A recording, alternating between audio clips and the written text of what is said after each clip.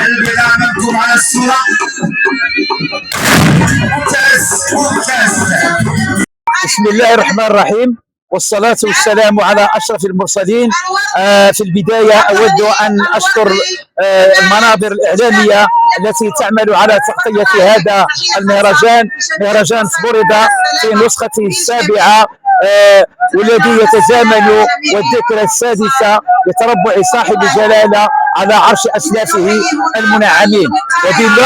وبهذه المناسبة الغالية نتقدم إلى السدة العالية بالله بأحر التهاني والتبريكات لصاحب الجلالة الملك محمد السادس نصره الله وأيده، ونتمنى له موفور الصحة والعافية حتى يحقق لشعبه كل التقدم والازدهار.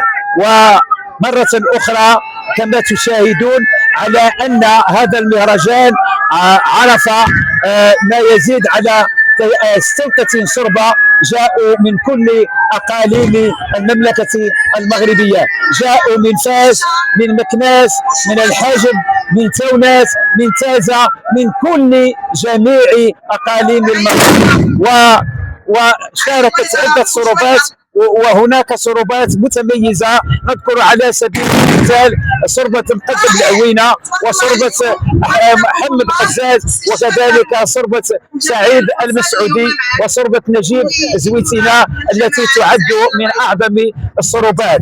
فنقول للجميع مرحبا في هذه البقعة الطيبة، مرحبا في هذه في جماعة عين شقف. وهنا وتلاحظون كما تلاحظون كذلك على ان هناك جمهور غفير تقاطر على هذه البقعه الطيبه، وكما نقول البارود يلعلع في جماعه عين شقف. فمرحبا بالجميع وشكرا على هذه التغطيه الكبيره. اشترك في القناة وفعل زر الإشعارات، وأيضا لا تنسى دعمنا بلايك.